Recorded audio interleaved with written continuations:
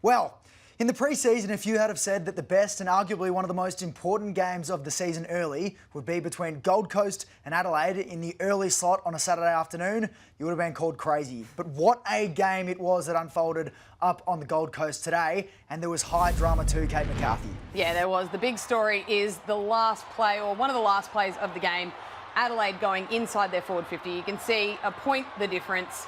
Rankin has a chance to take a mark, probably does everything he could to take the mark, and then gets tackled while trying to take the mark without the footy. So I think either way that you look at it, it's either a free kick to the Crows or it's a mark to the Crows. And I'm not saying that he's sort of lining up to have a shot on goal and could have kicked it, but he's definitely there. He's probably good enough to make it a point at least, and that changes a lot of the context of the game. A sore point for the Crows, who had the opportunity to go 4-0 from that. Matthew Nicks was asked about it, unsurprisingly, straight away after the game, and he agreed with Kate.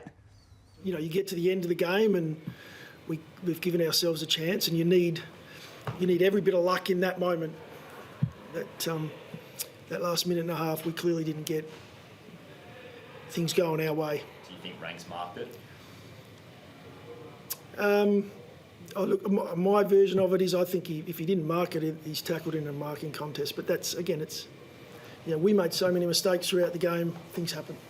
As Nick says, there were plenty of opportunities in that fourth quarter, and a lot of them did go the Crows' way. They were incredible, led by the three key forwards in Riley Thilthorpe, Tex Walker and Darcy Fogarty. What did you make of what was a crucial final term? Oh, it was a huge game. I think we saw some really good performances from both teams, and I like what Matty Nicks said. He said we had the opportunities, we made mistakes, understanding that there were mistakes made probably by the umpire as well in that last term, but they had the opportunity. But Gold Coast, I was impressed with their ability to win the game. We've seen them really dominate through the midfield, dominate through clearances.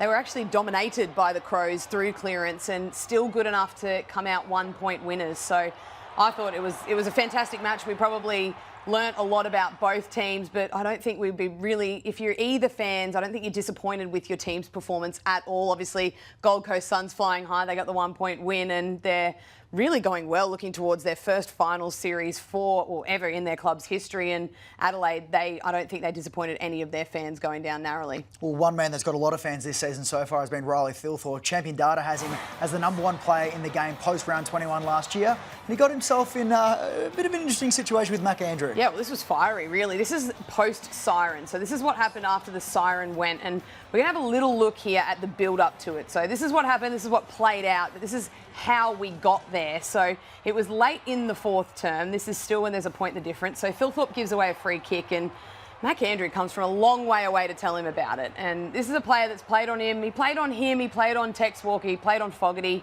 all throughout the game, and they combined for 12 goals. So it's not like Thilthorpe had a quiet game. He kicked 5 himself.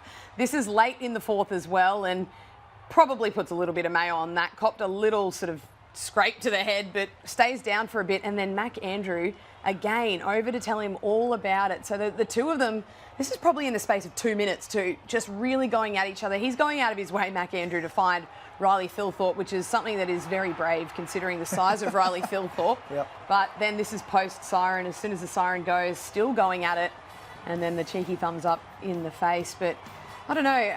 I like it. I like it for the theatre. We love building these things up in football media, don't we, Xander? But I don't know, McAndrew, I don't think he had the best of games. So I'd like to see the winner a little bit more humble in winning. And Thilthorpe, I thought, handled it pretty well, to be honest.